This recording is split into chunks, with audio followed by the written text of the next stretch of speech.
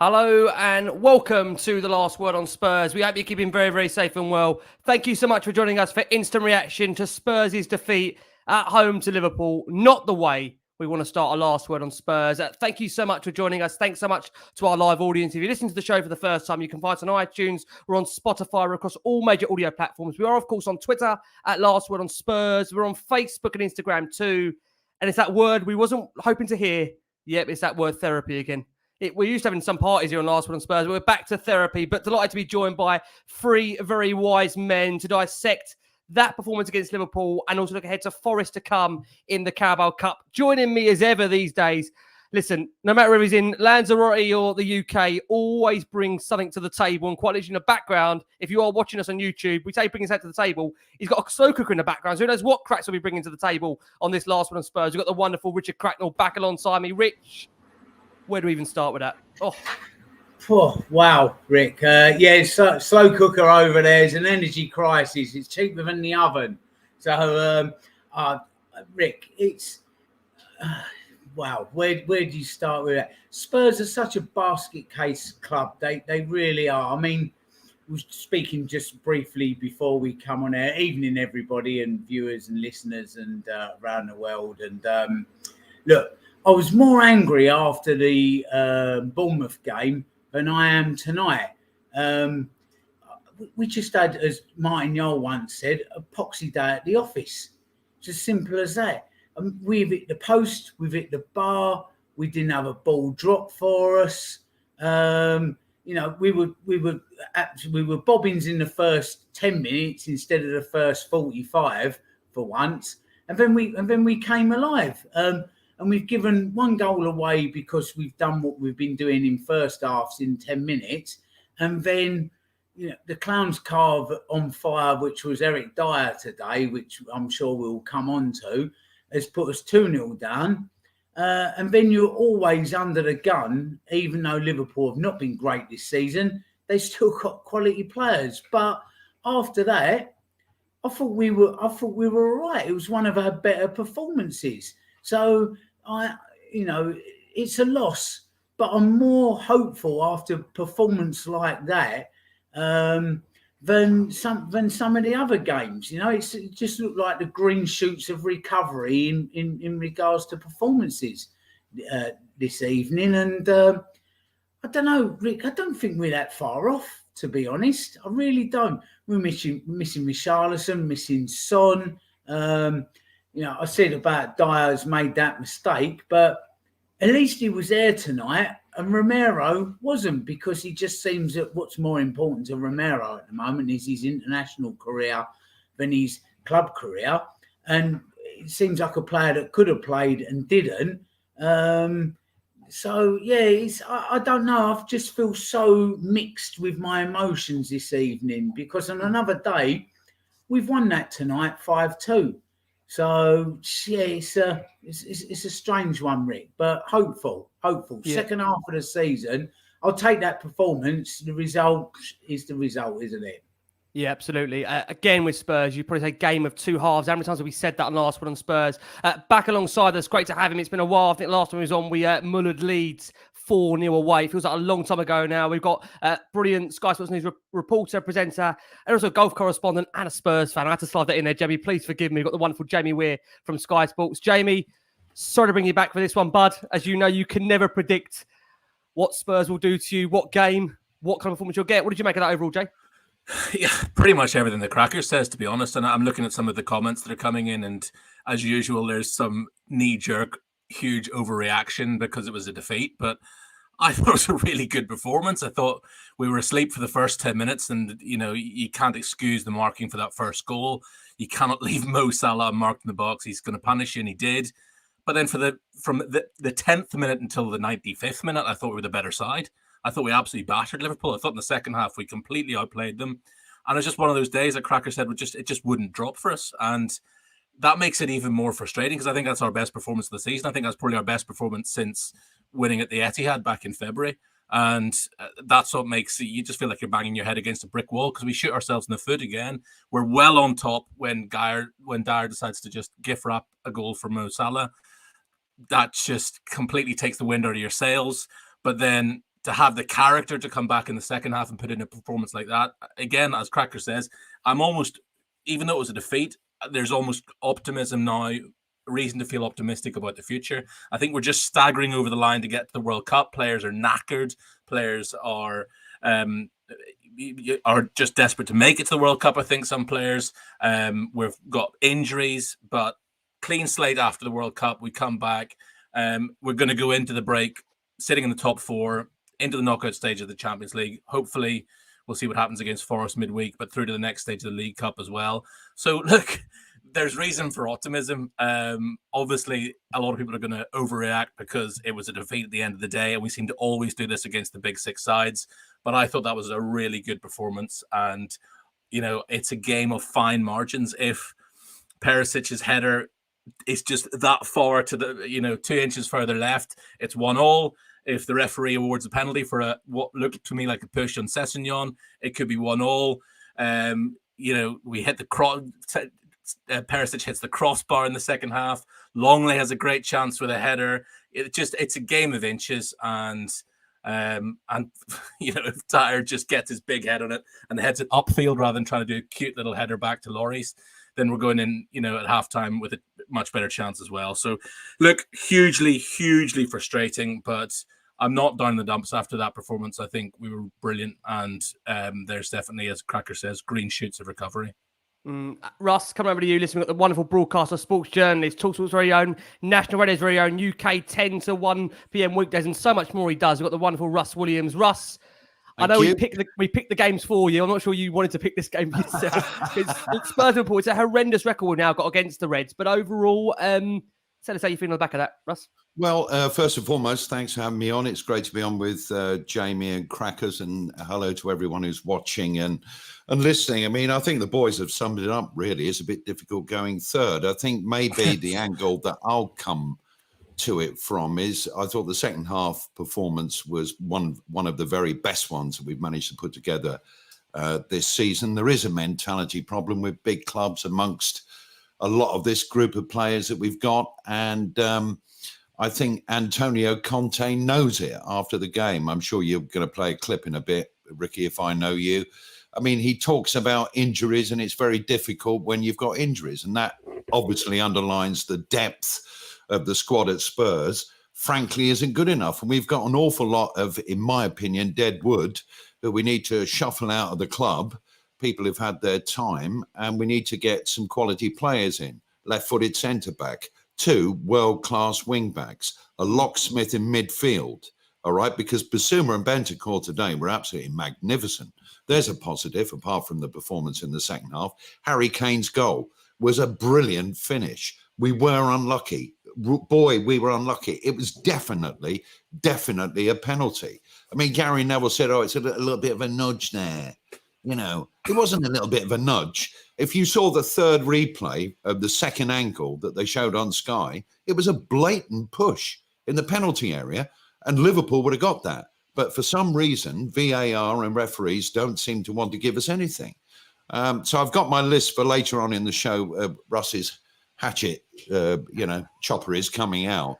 Because I think we have to be honest. I heard it's boiled over 3 pages there, Russ. No. It's only a little one. Oh, okay. I think we have to be honest that we're really going to be like this, up and down for the rest of the season with the squad of players that we've got. And anybody who doesn't agree with that, you're entitled to your opinion, but I think you're in denial if you disagree, because we've all seen it. Eric Dier has been a great servant to Spurs, but mistakes are now becoming too common. And today it cost us big time. And I'm not digging Eric out. It's just what happens to players when maybe they're a bit too comfortable, when they know they're always going to get picked. I don't know, but I can tell you, I would imagine he'll be having most of November off now, because England can't take him to the World Cup. You can't afford a hiccup like that. And, remember what he did when he scored the winning penalty in a penalty shootout for England at the World Cup. The boy was a hero. But, things change. But I think we desperately need some people in. I mean, Levy brought Conte in to get Tottenham top 4 football because of the money and the huge debt that we've got associated with the stadium. We need that money. And he is the man for the job. He will get top 4 this season. I'm absolutely convinced of it. because of what he is as a manager. But if we just had three even quality players, we would be a very, very good football team and not put in square pegs in round holes. And we did that a bit today. So I'm disappointed, but I thought second half, lot to be hopeful. Yeah, I've got to say, Russ, lots of people in agreement there with you in the comments. Just to give you a flavour of some of our listener statements, I think we had over 40 statements coming into the show on Last Word on Spurs. We are trying our best to reflect these back in, guys. Apologies, like I said, when it is our 10:30 shows, it is tricky to embed some of these in. And there's Bill in the background there for our loyal listeners and watchers. And you may see him frequently dipping in and out the show. A wave there from Bill, a reluctant one. He's on after a defeat. Please forgive me. We're back in the office tomorrow. Alex says, what's the issue? Why do you only play for 45 minutes? Michael Daunty says, should we be encouraged by a fantastic second half performance or demoralised by such a poor first 45? Nathan Lumber says, disappointing not to get something from that game. Positive second half, creating plenty of chances. Best game in a Spurs shirt for Basuma.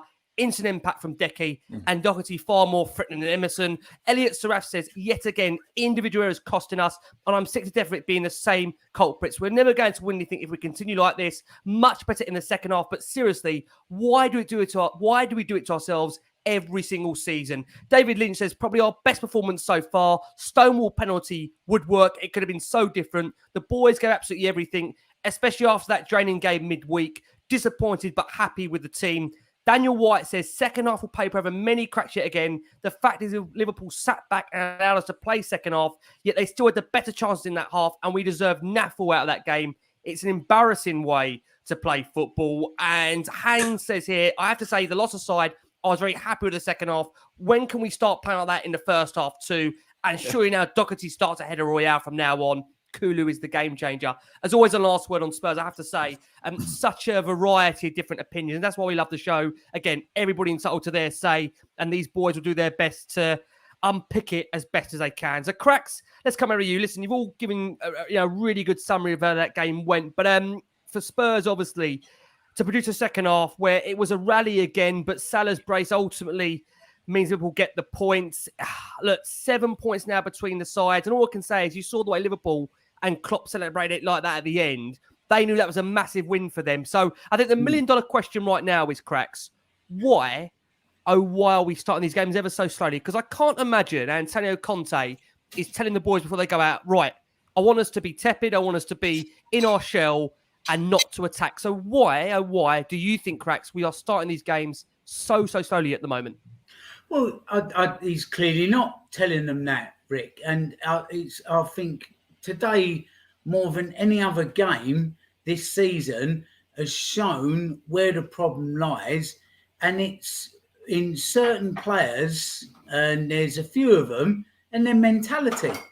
And they're just not up to the job. And, you know, we all try and get behind Tottenham, and we all try and encourage players individually and as a team as much as we can. But there has to come a point where you go, he's not the answer. He's not the answer. He's not the answer. He's not the answer. We'll all have opinions on who they are. If you want my opinion on it, Dier makes too many mistakes. When he has Romero next to him, Romero and Dier look like the 80s pop band Wham.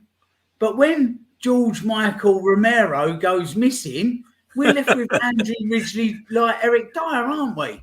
It's as simple as that. So, you know, unless Dier's got Romero next to him, forget it.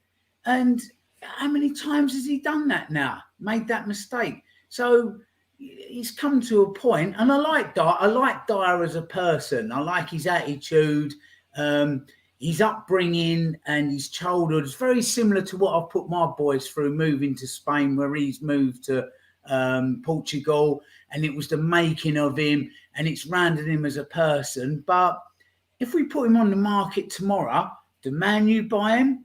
Would Newcastle even buy him? Would City buy him? Would Arsenal buy him? No. So I just think he's been there a while now, and he's come to the end. This might sound like I'm picking on Dier a little bit because of the mistake he's made today, but he's made so many of them. So many of them. Royal's another one. He's not the answer. Sessegnon, Not at the moment. So somebody's got to come in ahead of Sessegnon and let's see if he develops, because he's just not strong enough. So, all of a sudden you're nearly naming that whole defence and that back line and saying it needs a lot of surgery. In midfield and up front, generally, we're okay. We seem to be, we're pretty decent. But across that back line, how many mistakes is there? And this isn't, to go back to what you said. Look, listen, Conte, Jamie Carragher called it right, what he tweeted just a little while ago. Conte is always going to play this type of football and these type of systems. On talkSPORT during the week, Danny Murphy and a couple of other ex-pros were saying that the top managers generally always play the same system. They're not for changing. So he's going to stick with his system, no matter who the personnel is. Get used to it. Right? That's not going to change. You can sit and pontificate about maybe if we tried a 4-4-2, maybe if we tried a 3-4-3, maybe if we tried. He's not going to change it. What's got to bend and shape is the personnel in those positions. So Conte's not the problem. The system's not the problem. The fans certainly ain't the problem, because boy, did they get behind them in that stadium again today, by the way. The training ground's not the problem. The facilities, the structures, it's just those individuals, Rick. They are killing us. They kill us with these mistakes or their lack of ability or their lack of football nous. So we're just going to have to be patient. And, Conte's already told us this a few times in press conferences before. We're another 3-4 windows away from bringing in those players. He knows where them weaknesses are and just changing them out, slowly changing them out, slowly getting it right, slowly bringing in more quality. And then we've got something. We really have got something. But at the moment, it is nothing other than just those players that are simply not good enough and letting us down, Rick. It is as simple as that. Jamie, let's come over to you.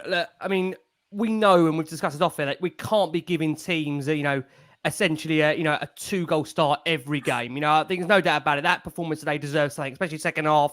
We've only got ourselves to blame, and we know it's a lot easier to turn around a game like we saw a couple of weeks against Bournemouth than it is against Liverpool. But for Spurs, it's 4 league games in a row now where it's another defeat at home to a top 4 rival. But given the amount of injuries we've got, again, I'll reflect and say it's a decent performance. But I think we have to now beat Leeds next week for it to look a solid start. Jamie, am I fair to say that to the season? Yeah, look, it's, as we've already touched upon, it's the same old story. These slow starts are really hurting us. And, that's now 20 games played this season, with the 14 in the Premier League, 6 in the Champions League. In first halves, we've lost first halves 14-12, and we've won second halves 23-10. So that just shows that if we could just start games a bit better, we would be in such a better position. And look, I don't think we're a million miles away. And look, I'm always a glass half full Spurs fan, and not many of us exist. But I'm always an optimist and think that it's really not that far away. The fact of the matter is, we're going to go into the World Cup break in the top 4, through to the knockout stage of the Champions League. Every team above us in the Premier League, Arsenal have had an amazing start to the season. Don't get me wrong. It sticks my throat to say that, but they've been playing some fantastic stuff. They haven't had any injuries. They haven't had Champions League football to contend with, so they've been able to rest players for the B League. Manchester City are Manchester City. They can play 2 starting 11s. So they're just forget about them, because they're just a complete freak show. And then Newcastle United haven't had any European football. So the only sides above us have all got sort of caveats for why they're doing well. And we've had so many injury issues. We've had to chop and change personnel, and yet still we're in the top 4. Now, you would have bitten your hand off at the start of the season if you said going into the World Cup break in the top 4 and through the knockout stage of the Champions League, having topped your Champions League group as well. So there are positives. I'm going to also just defend Eric Dier a bit, because I think a few games ago, everyone was clamoring for him to get an England recall, saying he's been absolutely immense under Antonio Conte. Ever since Conte has come in, the partnership he's formed with Christian Romero, they've been immense together. And he had been like, he seemed to have put all the mistakes out of his game. That was sort of the 2020 Eric Dier. And for the last couple of years, he's actually been really good, if people are being completely honest. And that mistake today is just such a glaring error that obviously everyone's going to talk about it. And everyone's going to say, oh, he's had enough time to get Dier out. I think Eric Dier is a quality centre-back. Now, can you upgrade him? Of course you can. But would I still like to have him as a squad player? Absolutely. And I think alongside Romero, and Crackers touched upon it, the two of them formed a really great partnership. So I think let's not overreact on Eric Dier too much. I also would say from Eric Dier, I thought he was really good in the second half. I thought he took up a different position, playing a bit sort of out wide right, pinging some long crossfield passes to Perisic. That takes real character to come back and play like he did in the second half, because he will have felt just like he wanted the ground to swallow him up at halftime. He'll have gone into that changing room feeling he let the entire team down. So to come out and actually respond in the second half, I applaud him on that. But look, Royal is not good enough to be playing for Tottenham. I don't think we can defend him any longer. He's so poor on the ball. His delivery is appalling. There was a moment when he got in a really good position in the second half in acres of space out in the right and just put a cross completely out for a goal kick. Dier was right behind him and just like fell to the ground, like clutching his head in frustration. And I think he spoke for the rest of Spurs fans when he did that as well. So there are upgrades that can be made, but I'm actually optimistic about where we are going into this World Cup break. That I think that get players back fit after the World Cup and make a couple of astute signings in January, and we're really not a million miles away.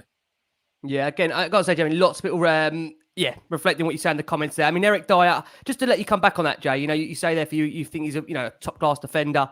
Do you think then these errors that have come amongst the last few weeks, do you think it will eradicate them again? Because you can't argue with the start of the season. I think we all felt, we're seeing the player that was evolving under Conte. Every defender is going to make mistakes. Look, Virgil van Dijk has made some high-profile mistakes this season as well, and suddenly people are going, oh, maybe he isn't as good as we first thought. Every defender is going to make mistakes. That was a real high-profile one today, so obviously everybody will get on Eric Dier's case for it.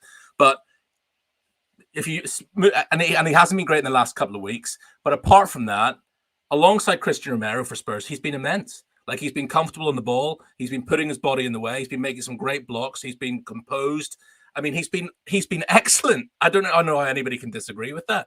And just because he makes one glaring error today, everyone is suddenly going to turn on him. And I just don't think that's particularly fair, because I think he's been, under Antonio Conte, he's been one of our more consistent performers. Yep. This does make me laugh from Richard here. James hasn't got the memo of what the first part of the show's about. Moaning, yeah.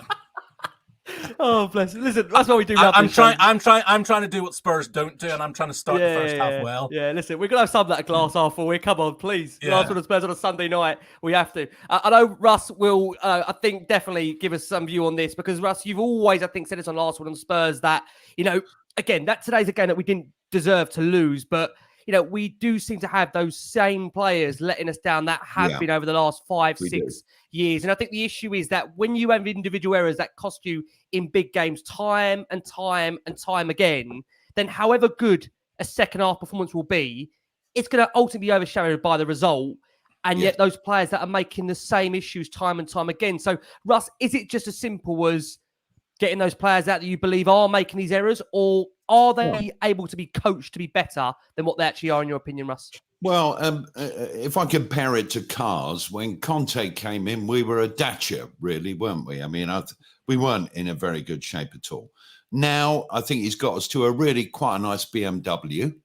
We're not a Range Rover, and he wants us to be a Ferrari. And the only way we're going to be a Ferrari is to bring in some quality players, because at the moment in the BMW, we've got the Skoda parts in there that shouldn't really be in a BMW. And they're the players. And I'm talking players like, sadly, Jamie, Eric Dier, Ben Davis, Ryan Sessegnon, Emerson Royale, Davinson Sanchez, all players that I believe really need to go and play their football somewhere else. And we need to bring in quality. Of course, it's another debate whether the chairman and the owners of the football club will throw some money at it. And it's the more pertinent question perhaps should be, is anyone going to buy those players? Who knows? Then we've got Winks. And Ndombele, don't forget about them. They're still on the books. Okay? So we actually have a squad problem. We're making us feel better, not worse, Russ. Sorry, We're about to crack that this bottle is the open behind moaning you. part of the show. The Yeah, only come thing on. that I would say is, look, we all know the squad isn't good enough. I mean, everyone knows who follows Spurs, and we all have our opinion where we would like players to come in what positions. Emerson Royale, for example, gets a lot of stick. I'm sure he's a lovely, lovely bloke, right? But if you cross to the corner flag consistently, you know, and make mistake after mistake after mistake, you cannot play, as Crackers said, for Tottenham, who are trying to get into the top 4 and beyond and go deep into the Champions League. This is the reality, though, and I admire Jamie's optimism. Against the big clubs this season, lost at Arsenal, lost at home to Newcastle, lost to Manchester United, lost to Liverpool. That is the problem, and the quality of the players. It's as simple as that. I mean, it's plain for all to see. It must be. I think, like you say there, Russ, you know, you mentioned some of those players there. I think we've all said at times in their career so far, they haven't been good enough. And I think the fact when Conte's come in, you know, I definitely think he's raised that level of some of these players. He's probably got the most out of them than what he possibly could do given the circumstances. But I think we all are under, you know, that belief that, look, if he is given the actual players that he wants, and I have to say this point with Conte, that I say time and time again, and forgive me, I do feel like I'm a broken record in the last one Spurs by saying this, that unless you give Conte exactly the player that he wants or players that he wants, this will never work. You know, you have to give him exactly what he wants. It's not about an alternative. It's not about giving him player B, C. You have to give him player A. And I've got no doubt about it, that giving him player A or giving him the actual players that he wants, he will turn this club around. And we've seen that in a very short space of time, that I think when he came in, none of us actually truly believed we'd get into the top 4.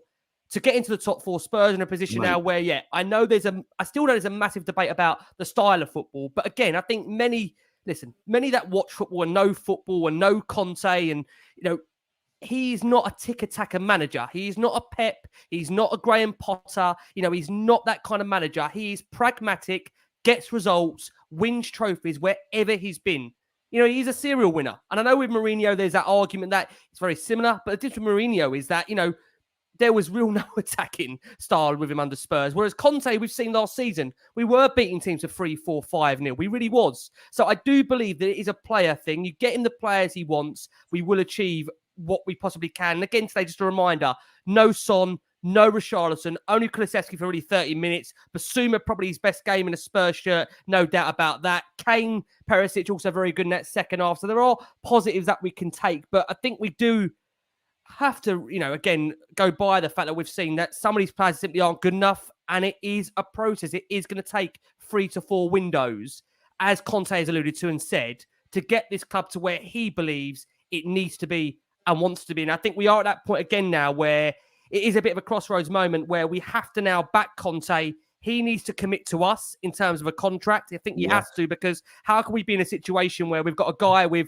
6 to 9 months left on a contract? I appreciate there's an exercise clause in there which can be triggered, but he's got to want to be here. So I think, again, we need to prove to Conte we're going to back him, and Conte needs to prove to us that he wants to be here. Now, just to come over to you, Cracks, we've had Conte come out in his post-match presser, but Jurgen Klopp said in the second half, Tottenham came back, they took risks and went pretty direct. There are a lot of second ball fights. We had counter-attack moments, but we weren't precise.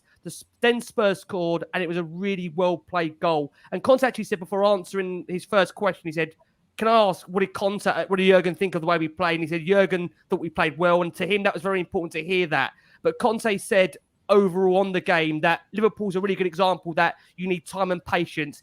If we have this, everybody's okay. If not, then we can lose our passion and enthusiasm. I can't promise in this moment to win trophies to our fans because we're far too away from this in this moment. But I'm experienced enough to be able to say that we are far from other teams who are used to winning and have that strong will to win. If we can all understand this together, then good. If we have time and patience, then we will all be good. So again, Conte really, their Cracks, laying down the gauntlet that from his end, look, he seems to understand it's a long-term project. Will you only buy into that, Cracks, once he signs that dotted line for a longer-term contract? Yeah, I buy into that to a point, Rick, and I think you hit the nail on the head. Don't talk to me and loads of Spurs fans about a long-term project, and then have a contract that's got about the lifespan of a mayfly.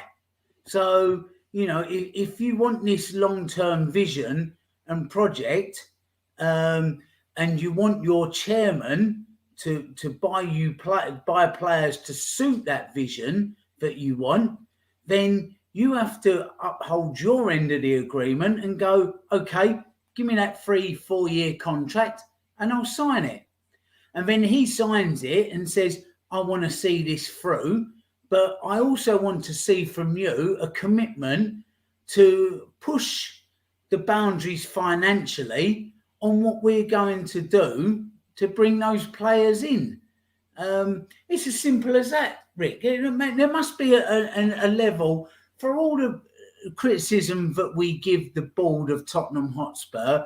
Some of it quite rightly, some of it is just, you know, fluff and nonsense and bile from certain individuals looking to make a name for themselves. I mean, yeah, for all what they have to say, with a chairman, you've got to have that reassurance from a quality manager like Conte that he's actually going to be at the club to see that through. Because, you know, a chairman and a board are going to sit back and go, well, he's talking about £200 million worth of players here over the next 3-4 windows.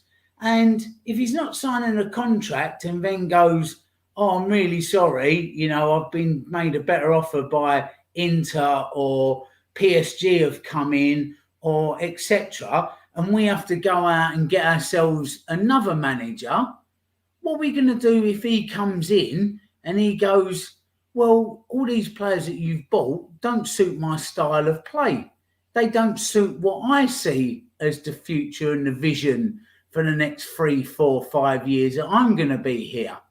So this is a two-way street, a two-way conversation. So Conte needs to back himself by signing that contract.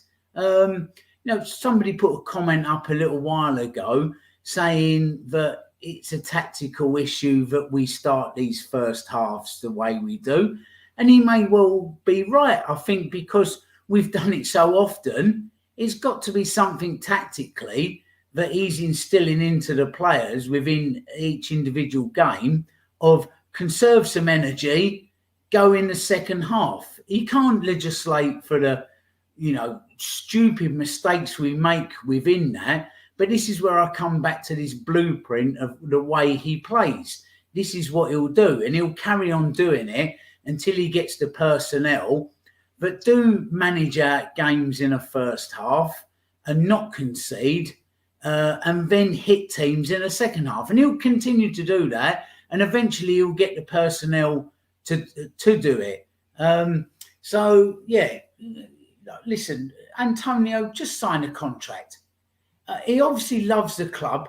He's got booked again today for going absolutely ballistic in the box because he cares. I think this club, like the rest of us, he's got under his skin. There's something at Tottenham that's drawn him in, and I think he actually quite loves it. So show it. Sign a contract. Go and sign a 3-4 year contract.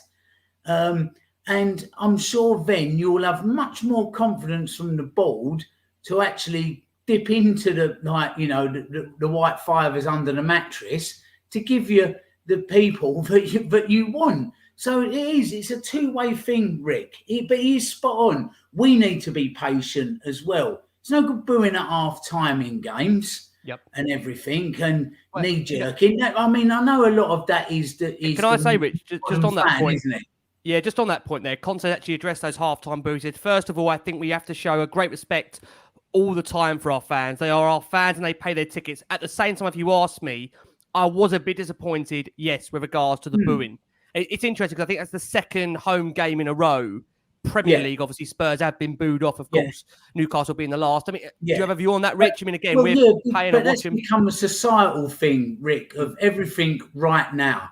Nobody saves up for anything anymore. Everybody just goes out and gets a 3,400% loan because they've got to have that phone right now. Everything's bang, bang, bang, bang, bang right now. And that feels across all aspects of people's lives, including football. People think it's like, you know, FIFA on the Playbox 5000 or whatever it is that the kids these days play on. PlayStation 5, isn't it, Will? Yeah, PlayStation 5. There you go. I'm down with the kids. You know, everything's just very instant. So, and also on top of that, Rick, as I said, it's more of a general societal thing. Yep. Everybody's starving alive at the moment and getting electricity bills coming in that look like the Brazilian national debt. So if you've turned up at the stadium today and chucked the best part of 50, 60 quid at a game, 70 quid, and you've been given that, it's more frustration, isn't it? It was like, oh, I could have done 60, 70 quid towards a family shop this week, but I've thrown it at a ticket. So I'm a little bit angry that I've not had good value for money. There's a lot of factors that play into that. So you've just got to try and hold your tongue a little bit. I know it's difficult, but you know, there's a lot of other outside of football factors that sort of go into why people are booing. And you know, as much as I love Antonio Conte, he's not worrying about the electricity bill dropping on the mat next week, is he? Because he earns money that just covers it. But so he needs to see it from both sides. People are going to boo, but they're not getting value for money. So yeah, there's, you know, he just needs to be a little bit more holistic about those types of things. So yeah. Anyway, other than that, Rick, I've got no opinion.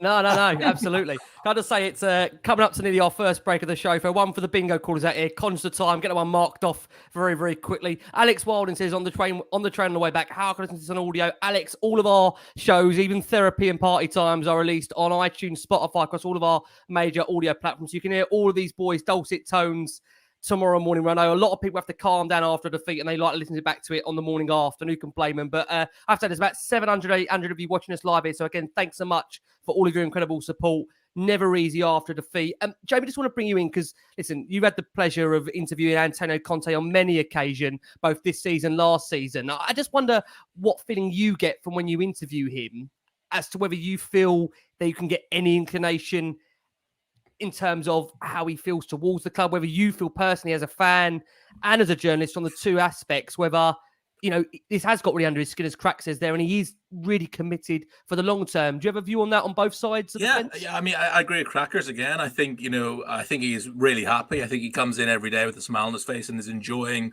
the project at Spurs. There was a couple of times last season when he made these sort of cryptic comments in post-match interviews and post-match press conferences where Spurs fans, as we are prone to be, immediately were pessimistic and we're like, oh my God, he's going to leave. He's going to leave us. But, you know, I actually think he's really happy and he's really enjoying it. And he does have a vision and a project for the future. And, you know, I'm seeing a lot of comments about how appalling the recruitment's been at Spurs. And look, that definitely was the thing a few years ago. I'm not going to deny that. And the amount of money that was spent on Giovanni Lo Celso and Tanguy Ndombele, you can't excuse that. But let's just talk about the recent recruitment since Fabio Paratici came in, because Christian Romero was signed a year ago. He's our best defender. In January, Rodrigo Bentancur and Dejan Kulusevski were signed. Bentancur has been our player of the season. He's an absolute Rolls Royce. Every single game, he's the classiest player on the pitch. He was in Marseille midweek. He was again today. Dejan Kulusevski have missed massively, but even not coming on in the cameo, the game changed when he came on today. He's different class. Over the summer, we signed Ivan Perisic. Has he not improved the side? I thought, again, he was really good today. I thought he was excellent at composed, calming, been there, seen it, done it, got the T-shirt influence in Marseille midweek as well. Yves Bissouma is only going to get better. Had his best game in a Spurs shirt today, snapping into tackles, recycling possession, comfortable on the ball as well today. With his presence on the field, it allows Bentancur to play a bit further forward. So I think we've made some really good, astute signings over the last 12 months. And January is another transfer window where if we can get another couple of players in who Antonio Conte wants, as you say, Ricky, which I'm confident we will do, then great. And he keeps urging this. You keep urging this. I keep urging this as well. Patience. We all, to go back to what Crackers was saying, the society we live in today, we all want it now. Why aren't we a bit better now? Why aren't we winning the Premier League now? Why aren't we challenging for titles now? Patience, folks. These things take time. These builds take time. And we are getting far closer to, and Antonio Conte said it today in his press conference after the game, that we're still a million miles away from the top sides. I don't think we are that far away. And look, Arsenal were woeful last season. They're sitting top of the league now, and they signed, 2 players over the summer? So you bring in a couple of players, and it can just turn around like that. Do you agree, Jamie, also on that point? I want to bring Russ in before we go for a break, but do you think, Jamie, if Arsenal are not sitting top of the league, there's a different outlook at the moment? 100%. I think this is the biggest. I think the reason there's such negativity amongst a faction of the fan base at the moment is because of where Arsenal are sitting. And if you swapped Arsenal and Liverpool in the table, and it's Liverpool sitting top and Manchester City second, and us on their coattails, then is anyone complaining? No. I think not. The reason for a lot of negativity at the moment is the fact that it's the Gooners sitting top of the table. But I still think they'll come unstuck. I think they've got a thin squad, and I think they're very reliant on a couple of players. Yeah. But they've improved. And they've improved by signing a couple of really quality players, by Pep Guardiola giving his pal Mikel Arteta a couple of quality players over the summer. So it just shows you bring in 2 world-class players, and it transforms the rest of the players around. This is what brings me back to my earlier point about Eric Dier as well. Eric Dier is not a world-class centre-back, but you bring in a world-class centre-back like Christian Romero, and he looks much better alongside him. And world-class players improve all of the players around them. And we've seen that with Bentancur coming in as well. And again, there's no glass ceiling for him. He's going to get better and better and better. Højbjerg, unfairly maligned by so many of our fan base, has been sensational season. I thought he was brilliant again today. So, all these bringing in these class players improves all of the players around them. So, look, I'm the voice of optimism here. I know I haven't done as not much moaning as a lot of the listeners would have liked, but that's because I don't think there's that much to moan about. We're not battling relegation. We haven't been knocked out of our Champions League group. We're doing all right. Look, Jamie, it's a crisis. We're 4th in the Premier League, all right, and we're top of the Champions League group. Remember, it's a bloody crisis. Listen, I think, again, we always want to reflect a fair balance on Last Word on Spurs. And just to go back on that point of Arsenal, I mean, look, I jokingly kept on telling friends, I've got loads of friends that are in this chat right now, and please apologies, I'm trying to not go to their comments because they're currently battering me at the moment. And they are saying, obviously, the fact that I keep saying them that they'll be down with the Christmas decorations. The worrying thing is they're going into Christmas top of the league. And I'm going to admit, I am quite worried because they do keep winning. I do have. They're not going to win the league. They're not going to win the league. What worries me, again, Chelsea and Arsenal is a very, very funny fixture. Both teams roll over for each other whenever they need them to. And I know, Cracks, again, in our WhatsApp group, you put a very, very funny comment in there, I think, this morning. And that is the nature of those two teams. It is concerning with Arsenal. They keep on winning. And please, God, as Jamie says there, hopefully they are going to drop. But Russ, look, we've made this point, and you've been on this show so many times where I've said, for the way Conte plays, we have to be so defensively solid. And we're still making those mistakes every game. So until that level improves, we are going to struggle. But do you believe, Russ, before we go for our first break, that Conte will commit to Tottenham? Because it is a two-way street. He's asking us to commit as fans, as a board, but he's also got to commit to us, Russ. Do you think he will? Well, look, he doesn't have to be a good poker player because he knows that Daniel Levy and the club need him. And, as Jamie was saying, Crackers, the indication is from him. And Jamie's spoken to him many times that, we've got under his skin and he loves this football club. Daniel Levy cannot afford to lose Antonio Conte, in my opinion. So really, it should be very simple to sort out. Daniel says, do you want to stay? And he said, well, I want to stay, but I really need some money and then I'll sign. And Daniel says, well, how about this? And he'll go a little bit more and he'll go, okay, and they'll shake hands. I mean, I really can't understand how there's going to be a big problem unless Antonio Conte is a very good poker player. And he's not behaved at Spurs in the way that he's behaved at other clubs up to this moment. He's been extremely consistent in saying that the players are doing exactly what I'm asking of them, and it's a long project, blah, blah, blah, blah, blah. But he knows at the end of the day, we come back to the same point. The squad is not good enough, and we need 3 or 4 quality players to do exactly what Jamie said, bring some of these also brands, bring their level up, and see really whether they can make it at Spurs. Ryan Sessegnon is a perfect example of that. I mean, we bought him for £20 million, 3 years ago, and he's still not doing anything. Yeah. And Decision I'm not making is giving just him a out. frustration. It's a reality. Yep. I agree. Rick, Go on, Crack. I wonder if really Daniel's reputation of not pushing the boat out at Spurs over the years may now come back to bite him a little bit on the derriere here, because Conte's only ace card in this poker game really is to hold that sword of Damocles over Daniel of, Yes. well, I'm not going to sign a contract, and then you've got like a revolution and a riot on your hands from the fans, because they generally, we do love him. So I'm not signing a contract until such time as you give me players. And then if he does sign a 3-4 year contract, maybe Conte would think to himself, I've got him on a 3-year contract now, so now I can go back and revert to type of not really investing too much. So maybe this all the time of I can walk away from this because I've not got a long-term contract, and as I said, hold that as a sword of Damocles to get enough money to get players. That, you know, that Daniel, where he thinks he's clever in, you know, making chicken soup out of chicken shit from players with managers, which they haven't done in the past, might be biting him a little bit on the derriere. So, you know, it's almost as if Conte's got to say, I'll sign your 3-4 year contract, but with your financial projections as a club, you have to absolutely cast iron guarantee me £150 million a window, or 200 million a year, or whatever it is that they come to, and that has to be available. That has to be available. Come on, Jake. This may be, it's a huge poker game, isn't it? Jamie, you want to make a point? Go on. No, I just think, you know, contrary to what a lot of listeners probably think, Daniel Levy isn't an idiot, and he realizes that he's got a world-class manager with an incredible track record in his hands here. He realizes he's got the golden goose now, and he's not going to just let him fall through the cracks. He is going to make assurances. Pardon the pun there, Cracks. Yeah. If Antonio Conte goes to him and says, look, this is what we need. This is what we need to take us from a top 4 side to title challengers. I think Daniel Levy will provide that. I'm with Russ on this one.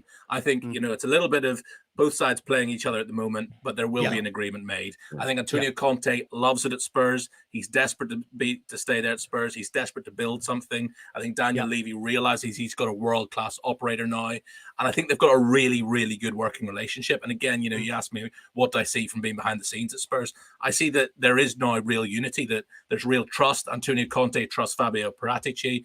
Daniel Levy trusts Paratici. You know, they've got a great working relationship, those three men, that Fabio can go out and look after some seriously good recruitment. Antonio Conte can work on the pitch with them all, and Daniel Levy can provide the cheddar, and I think he will.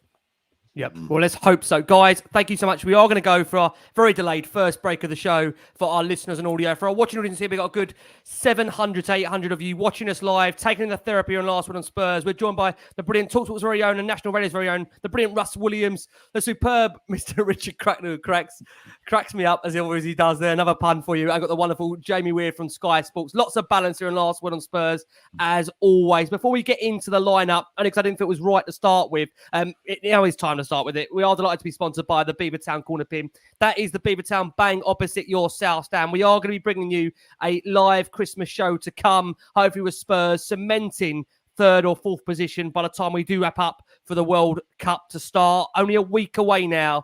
And like I say, Spurs will be out of our lives for a good 5-6 weeks, depending on how much life Tottenham does to you. You might be looking forward to that break. You might be dreading it. So I'll let you be the judge of that. But you can right now get tickets for the Carabao Cup game to watch it live from Beavertown. Cracks is going to write this down for us here at beavertownbrewery.co.uk. Bang opposite your South Stand, Rick. I've just ticked it off. Cracks is 4 away from a full house as we conscious of the time. I'm waiting for that. I'm sweating on a conscious of the time for my first line. On this bingo. It will come, Cracks. It will come. Lots of people playing a gala bingo this evening. Like I say, 700, 800 of you watching us live. We're going to go around to Russ to kick off the second half. Russ, Yes. I'm going to bring up the team from today. Okay. Again, painful. Just obviously, again, depending on how you view today's team, you could argue Spurs only had one attacking outlet on that field as Conte was forced into 2 changes from midweek as Spurs welcome Liverpool. And he had to really stitch together an 11 that did not contain either Heung-min Son or Richarlison, but it did have Dier and Kulusevski back on the bench after an 11-game absence. Lucas Moura had still been feeling some pain with his tendon inflammation, but Conte asked if he could make himself available due to the numbers, and he was back on the bench, to be fair to him. Bentancur returned to training on Friday following fatigue and feeling his hamstring, and he actually started in that midfield 3 with Højbjerg and Yves Bissouma. Perisic taking up a new role for Spurs this season, up front with Harry Kane, with Sessegnon behind him, as you can see, as the left wing back. Brian Hill on the bench for Spurs. And in other news, obviously, Emerson Royale pitted against, well, we had, I think, pitted in a real difficult position to Emerson Royale up on the right-hand side to deal with Liverpool's attacks, preferred to Matt Doherty. Romero remaining out. And obviously, you can see that backline there involving Clement Longley, Ben Davies, Eric Dier actually shifting over to the right. And it meant for Spurs just one natural attacker on the pitch. That team reading Lloris, Dier, Longley, Davis, Emerson, Højbjerg, Bissouma, Bentancur, Sessegnon, Kane, Perisic, with a subs of Forster, Sanchez, Tanganga, Doherty, Sarr, Skip, Kulusevski, Lucas Hill, and as Ali Gold reported in that summary, no Jed Spence in the squad at all. But Richarlison was seen down at pitch side, warming up, kitted out, looking like he was doing some kind of work. Overall, Russ, be honest with me, when you saw that team, was you optimistic at all? Well, as Harry would say, we were down to the bare bones, really, weren't we? There's 4 players there that stick out for me. Sessegnon, Davis, Dier and Royale. They're often, the subject of much debate amongst the brethren, that is us Spurs fans. And I've already said that I personally wouldn't be having them anywhere near a team that was going to challenge not just for the top 4, but the title and to go deep in the Champions League. And the problem is that Harry Kane, once again was coming captain deep. It was only the second half where he pushed up to a more natural striker's role. And when Kulusevski came on, I mean, it was the second or third touch. He's played in Kane in exactly the position where we want Harry, who didn't even look up and put the ball in the back of the net, because that's where he needs to be to score goals. And, the only thing I would say is, looking at that team, why isn't he giving Jed Spence a go? That is the big question for me. Because not in the squad today, Russ. Not in the squad at all today, Jed Spence. It's obviously an issue. I mean, we all heard stories that his attitude was wrong. Well, when I saw him, and like everybody else playing for Nottingham Forest on the football pitch, there was nothing wrong with his attitude. He was really good. Would it bring something to the team? Yes. Youth, power, skill, lack of experience, yes. But why do we keep persisting with players who consistently, put the fear of God in us when we're watching them play at that back area? Once you go from Bentancur, Bissouma, Højbjerg, Kane and Perisic, you can think to yourself, okay, Perisic really shouldn't be there, but what option has he got? But it's the back line that, well, it frightens the life out of you, really. Mm. And I say, and a lot of people discuss the fact that as well. They are concerned by that back line. Again today, again, we have to understand Conte's hand was forced to some degree because of the nature of having obviously no Richarlison. Yeah. And obviously, of course, no Heung-min Son. And when you look at Kulusevski, I mean, listen, there's no doubt he made an instant impact we're going to come on to. But, I mean, Jamie, to come over to you, look, it's never easy to discuss how Spurs go behind. And in this game itself, Spurs were incredibly generous to Liverpool in that early stage, especially for Mo Salah in particular. First, they left him completely alone in acres of space to take a simple pass from Nunez before shooting low into the bottom right corner of the net. And we've discussed already about Spurs' slow start, but the nature of the goal, Jamie, just disappointed the way Spurs defended that as a whole. Just so soft. Like, Robertson's out wide left. We've got 5-6 players in the box. You're thinking, how is he possibly going to thread a pass through there? And he managed to pick out Nunez, who did very well to take it under control and just lay off the pass for Salah. But Nunez completely unmarked, Salah completely unmarked. What are you doing? What are those 5 players in the box doing if they're not marking those 2 players? Just so soft, so frustrating. and you just think, what are you working on the training ground all week? What drills are you working on to leave the most clinical striker in the Premier League unmarked in the opening 10 minutes of a game? Hugely frustrating. I mean, I'm looking at all the comments here saying, oh, really poor starting lineup. We lost it when I saw the starting lineup. What changes did you expect to be made to that starting lineup, with the exception of perhaps Doherty starting on the wide right instead of Royale? And I thought Doherty was really good when he came on, actually, and he and Kulusevski have a great partnership that I think could be exciting in the second half of the season. But with the exception of maybe Doherty starting ahead of Royale, what changes could you have made? He was never going to. Romero's out injured. He was never going to play Hill. He was never going to start Hill, was he? He's never going to start Brian Hill. No. I thought Perisic actually did really well as a sort of auxiliary striker in an unfamiliar position in the first half. And then when he went back to his more familiar position in the second half, I thought he was excellent as well. So look, as I said earlier, we're just stumbling over the line to get to the World Cup at the moment. The players are shattered. They've been playing twice a week, every week. And we've had injuries to key players. And we just need to get over that finishing line now. Let's hopefully beat Forest midweek, hopefully beat Leeds next weekend, get to the World Cup, get players back fit and fresh after the World Cup. Because just even Kulusevski coming on in the second half today gave me cause for optimism that after the World Cup, we're going to see a different Spurs than the one we've seen these last few weeks. Yeah, absolutely. Cracks, coming over to you. It is concerning the fact that for Spurs now, falling behind again, being as I think Jamie put it really well there. I mean, we were really lax around our own penalty area, but that's the sixth game in a row now, Rich, that we've fallen behind. And I mean, how concerning is that, Rich? The fact that for Tottenham in general to be falling behind for a sixth game in a row, that itself is a massive warning sign that we simply can't continue to give away goals so cheaply and directly at the start of games, Rich. We just simply can't, can we? Nice. And before that goal came, that diagonal ball out, there was warning signs. There was 3 or 4 moves similar to the one that led to the goal, and we haven't reacted to it. Now, whether that's players not reacting themselves or Conte not telling them to do so, or a little bit of box A and a little bit of box B with that. We did have some warnings that this was coming, and come it did. Again, a slow start. It's just, I don't know. I mean, it's happening too often for it to be just bad luck, bad confidence. It is Conte. It does seem to be a tactic of maybe conserving energy and trying to sort of get to a game 0-0 at half time and then go for it.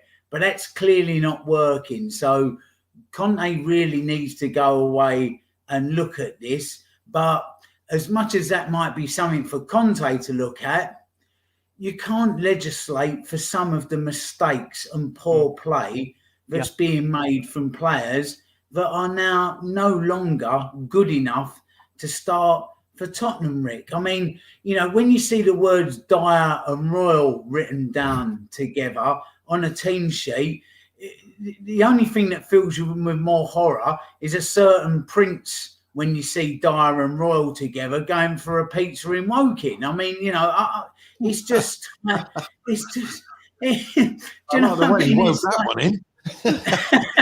Russ, he'll find a way. Don't worry, he'll find a way. but it's just like, come on, it just like what's going on with Spence? You can't, you can't keep doing this. You can't just. It's like the elephant in the room, isn't it? Yes, At least give us some steer of what's going on there, because he looked. So I think Jamie's trying. Jamie's trying to talk there. Sorry, Jamie. I think we're all frustrated by the Jed Spence thing, and all you can assume is that Antonio Conte and his coaching staff see him day in, day out in training, and they see that he's not ready yet, because they see way more of him than we do. They're privy to way more, analysis than we are, and for some reason Antonio Conte doesn't think he's ready, and it's frustrating for us because we see Royale mailing in these 2 out of 10 performances every week, and we think there must be a better alternative to Emerson Royale on the right. They've got to find a way then of actually conveying that to the fans, because otherwise, but Antonio Conte has said that. Antonio Conte has said in press conference that he's he's made it quite clear, I think, that he's not ready yet, and he wasn't one of his signings. He wasn't a signing that he sanctioned, and we're frustrated because we see the player that was excellent for Nottingham Forest and instrumental in getting them promoted last season. But the Championship to the Premier League is a big step up. He's still a really young player. As I said, Antonio Conte and his coaching staff are seeing him day in, day out in training, and they're clearly seeing that he's not ready for Premier League football. And, he could be thrown in and have an absolute shocker and, be responsible for giving away 3 goals against the side. And all of a sudden, Spurs fans are going to be like, "Oh well, it was a mistake to play. I knew he wasn't ready to play." So it's a lose-lose situation for Antonio Conte. I mean, I totally agree with what you're saying, Jamie, there. But surely the manager and his coaching staff are clever enough and experienced enough to actually see that there's quite a few players, particularly at the back, that have just run out of talent. That's it. Game over. But I think the worry is that, again, I mean, I know there's obviously, conversations being had out, from different journalists that there's a potential of Spence going out on loan. I think the thing that worries me a little bit is that how poor has Spence got to be in training that when you see, and don't get me wrong, Doherty played okay today, Jamie. I do think Doherty played okay, but when you look at the way Emerson's played and Doherty in some periods this season, how poor has Spence got to be to not even be given a chance at the moment? And again, you're right. Listen, Jamie, he watches him every day in training, and look, Conte is a man that's managed some of the best players in the world. So am I questioning his judgment? Maybe a little bit, because again, I haven't seen Spence up close and personally to give an opinion. And the thing is, look, I think what we're seeing at the moment is that the players that are playing in that position haven't been good enough. And I think that's what is a clamoring to see him. But maybe, listen, again, Conte watches him every day. So if he doesn't feel he's ready, we have to trust his judgment. That's all I'm saying. I've seen a comment here saying, Jamie, you're wrong in this one. All I'm saying is Antonio Conte sees more of Jed Spence than we do. Yeah. I'm right in that. I'm not giving an opinion on. I'd love to see Jed Spence play. But Antonio Conte is the one calling the shots, and for some reason, he doesn't think he's ready. Yep, that's all I'm saying. Yeah, no, that's absolutely fine. Russ, coming over to you, just want to summarise on that first goal, but just to kind of finish off that first goal, there were 5 Spurs players, Russ, in that penalty area, but neither four was closed down at all. I mean, how do we expect to win football at the very basic level if we're not closing players down? There's five, Russ, there in that box. They're asleep at the wheel, weren't they? I mean, that's what they were. They were asleep at the wheel. And it's not the first time we've seen it. And if he plays them again, it won't be the last time that we see it. But they are defenders of circumstance. They're in the team because we don't have far better players in a lot of those positions at centre-back and at wing-back that Antonio Conte can call on. So we come back to, well, is he going to get some money in January? I mean, a lot of people seem to be pinning their hopes on January. Not many big players get bought in January, top players. I think we're hoping there, Russ, aren't we? We're hoping for another Kulusevski, Bentancur window where even if it's just 2 or 3, but it's getting the right players. And that is the critical element where, again, last January, Spurs got the right players to get the top 4, right? Yeah, exactly. And maybe they can pull it off again. Paratici and Conte and the champ, who obviously is involved in it, and we wish him the very best of luck with that. But the first goal was shocking, but we have to give credit to Mo Salah. One touch, bang, back of the net. Absolutely brilliant. And make no mistake, what makes it even more galling, losing to Liverpool today is, and we'll come on to the second goal, which we all know what happened, is that this Liverpool team are nowhere near the Liverpool team. 2 years ago. I mean, this lot were there for the taking. So then we can have a discussion, or we can think about it, about the mentality side of things against big clubs.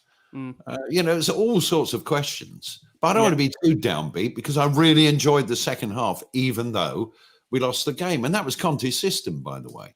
Yep, it was indeed. So, before we start writing off his tactics all the time. But we have got a problem with the first 45. Yep, which is clear and obvious because we've seen it in the last 5, 6, 7, 8 games. And that goal was a circumstance of that kind of slow start, eye off the ball, asleep at the wheel, whatever you want to call it. Yeah, absolutely. Cracks, obviously, what came about in that game was a number of different incidents, VAR, penalty appeals. I mean, let's just clear some of them up. that they're waved away as Sessegnon went down under a challenge from Trent Alexander-Arnold. Andrew Madley said nothing wrong with that, and VAR agreed. Now, I'll be honest, on looking at the decision, that looked to me a penalty, and it's certainly as much of a penalty as Cancelo on Wilson yesterday. Therefore, is it an argument that against any other team in the Premier League, that's a foul, and anywhere else on the pitch, that's a foul? I mean, I think the thing we're all crying out for, which is that one word, consistency, which I think we've struggled to see across the whole of the Premier League this season. How do you sum up that VAR incident? Well, or non-VAR incident, non-VAR, should I say? Quite simply, Graham Souness, the head honcho and king of it's a man's game, man up, like your ankle bones hanging out the side of your foot, get a magic sponge on it and carry on, turned round in the studio and said, that's a penalty. So if a player like Graham Souness is telling you that's a penalty, guess what? That's a penalty. It really is. Now, for me, as a tackle, maybe it wasn't, but that's not the rules that you apply to things. What you apply to it is the consistency of what is given as a penalty in other games across a season in the Premier League. And, when you look at what else is given as a penalty, then that is a penalty. Because it wasn't much of a shove, but the intent was the arm came up and he shoved him and he's felt it on his back and he's gone over. He's probably not felt a touch that sent him over, but he's gone over and the intent was there. So what you have to do is go, well, this game and this game and this game and 6, 7, 10 other games across the seasons thus far, that's been a penalty. So that has to be given.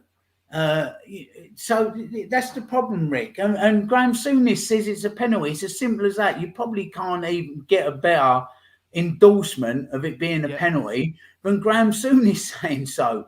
And it was. I don't know. You think to yourself, if that's at Man City, is that not a pen? Is that, if it was at Liverpool and I don't know. There was a foul not long after, not inside the box. That's exactly what someone was very soft. And it led to a free kick. Yeah, so this is exactly why what is a foul outside the box given as awarded as a foul, which was a similar level, but not a penalty? Why has it got to be almost an assault to get a penalty sometimes? If it's a foul, it's a foul, and if that's on the centre spot or in the box, then it's a foul. And that's what drives everybody mad, is that lack of inconsistency. And do you know what? That was probably half of the booze as well at half time. Conte was thinking it was for the team. I'm sure it's directed towards the referee. And the booze was directed towards the referee, who had an absolute stinker today as well. So it's a pen, Rick. And do you know what? All of a sudden, given Liverpool's confidence, if that gets given, they're on the rack. They are on the rack because we're back in it. Different game, completely different game, isn't it? Different game, And it is that. It is literally that which defines games at the moment. It is just such tiny little moments. You'll come onto it. But the post being hit, another day it goes in. The penalty gets given. You're 2-1 up at half time. Yeah, it's totally just a different completely different game, utterly different. So, that's why I said at the start of the show, and Russ and Jamie said,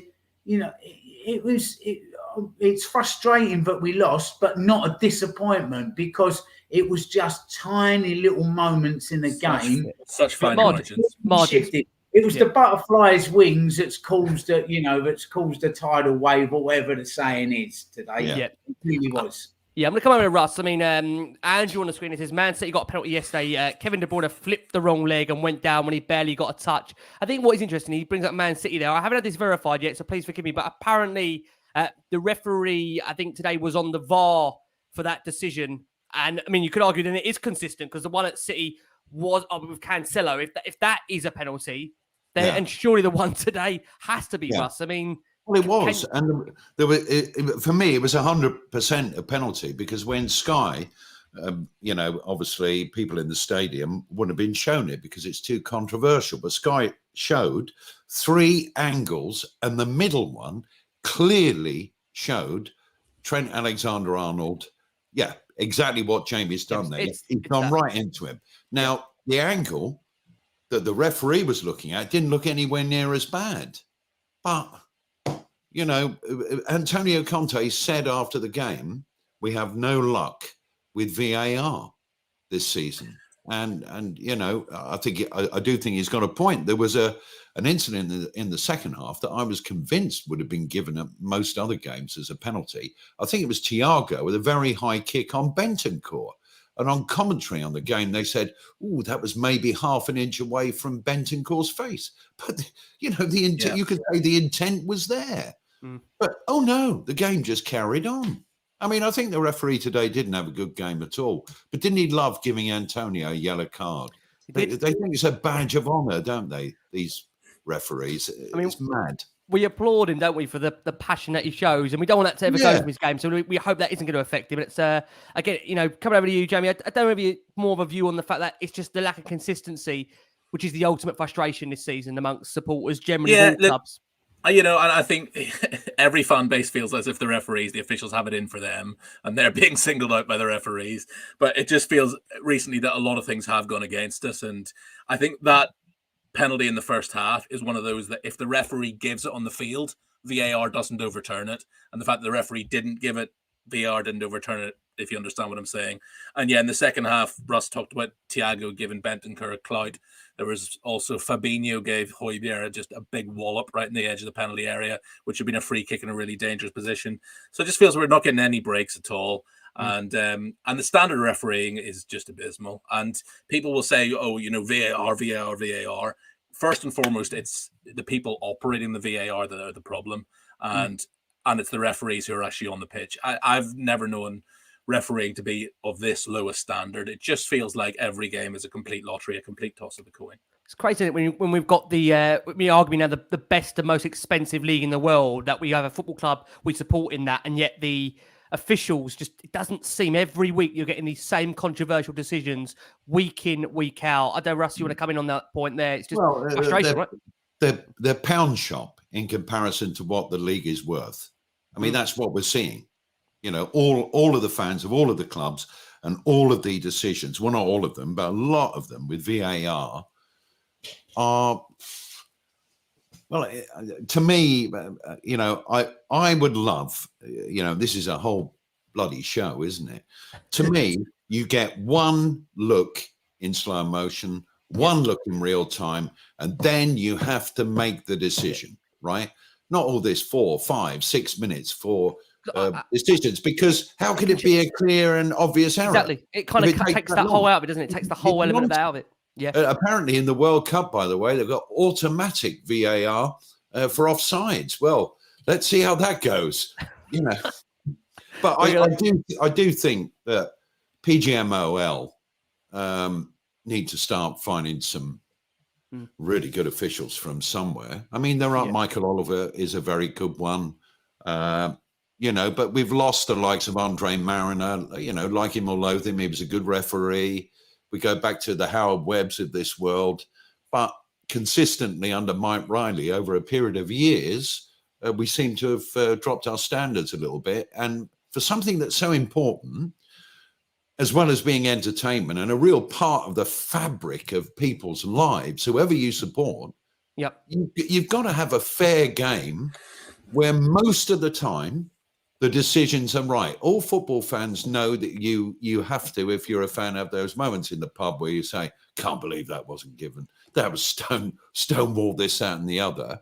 We all want that still, but we want to get the mistakes out of the game. And to me, at times, it's going from the sublime to the ridiculous, and something does need to be done about it. It's all about fairness, I think. And what is I don't think it's ever been sublime.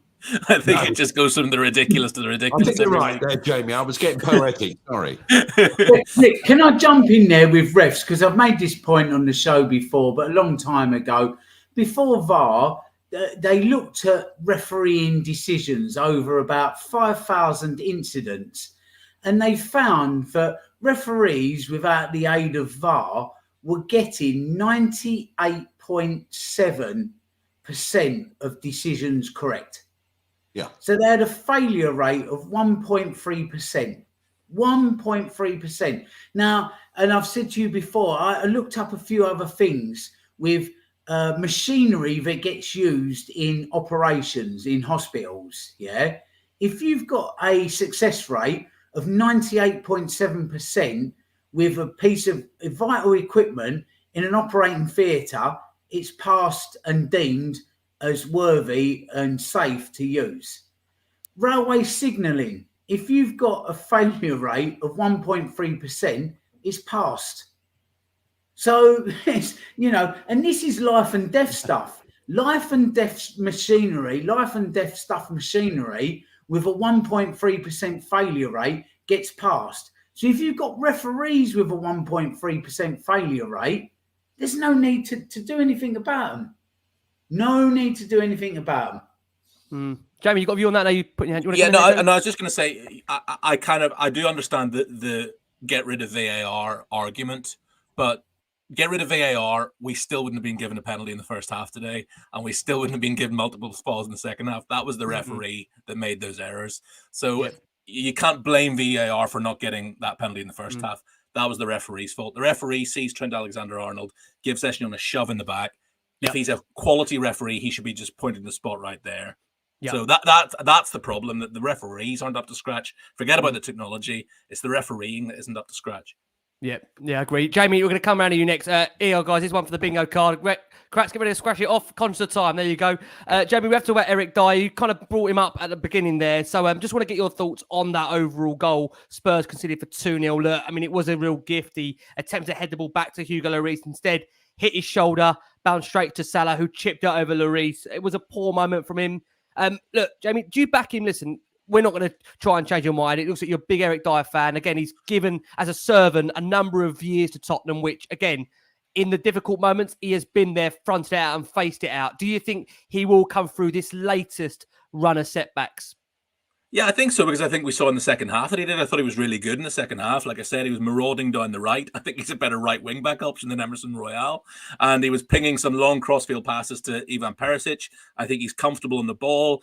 He's a composed presence. When he's got Romero alongside him, he looks twice the player. So I don't have an issue with Eric Dier. That mistake today was an appalling mistake, and I don't know why he doesn't just head it up the field. Why is he trying to be cute and sort of, feint it back to Hugo Lloris? Even if he gets a good header on it and it doesn't hit his shoulder, Mo Salah's so quick that he's going to be on it like in a flash. And there's probably not many other strikers in the league who are going to be as composed as Salah was when he's put through a goal like that.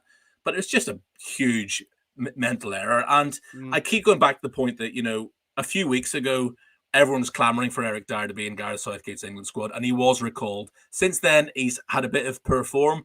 Whether he's in the squad for Qatar or not, who knows? But I still think if you look at the other options that England have at the back, we don't need to talk about Harry Maguire and the number of mistakes he's made over the last 12 months. Tyrone Mings is an absolute liability. Some of the Villa games I've seen this season, he's just an accident waiting to happen. Connor Cody, okay, fine, but is Connor Cody really going to be the man you hang your hat on?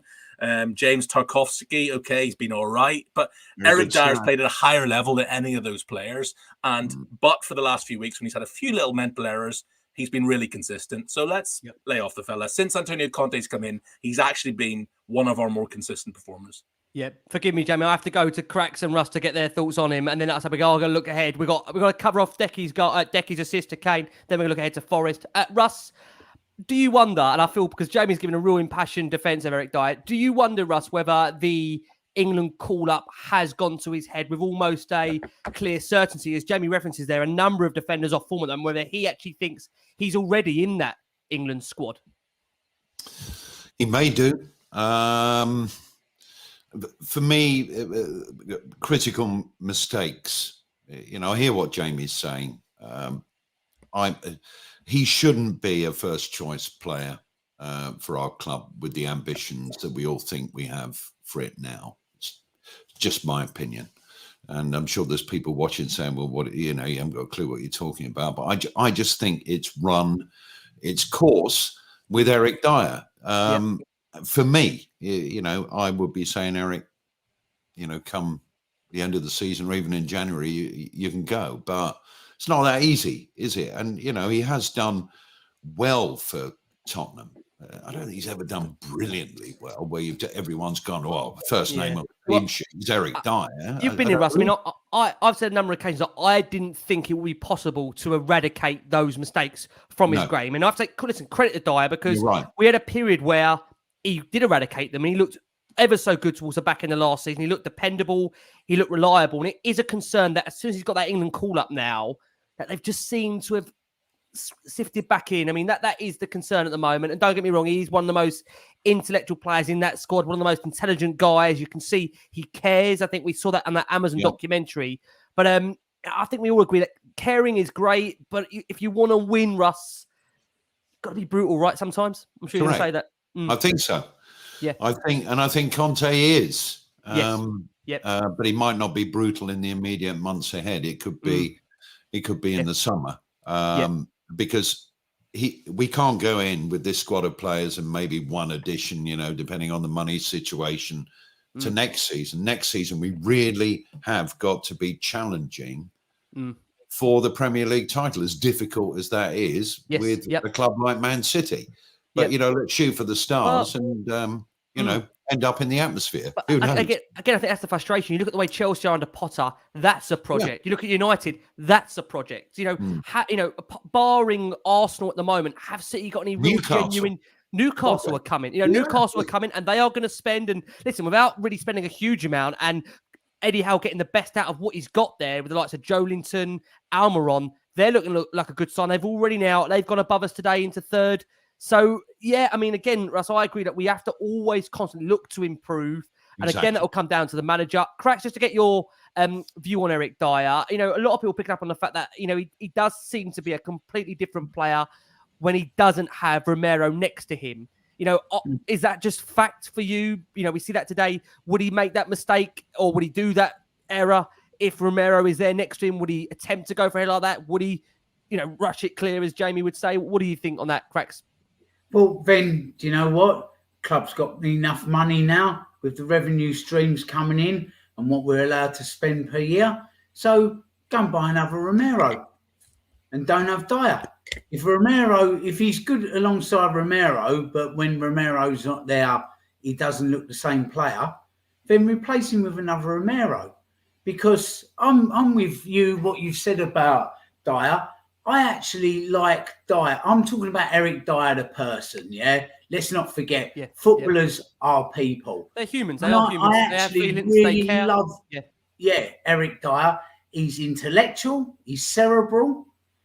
He goes around art galleries. I like him. He's got a joined up brain, He's not one of these lads, and a lot of the modern day footballers are, the stigma of those early Premier League players is now stuck with current players. But we're like, obviously delighted for the lads, delighted for the club, delighted we got 3 points. Where's my new Range Rover?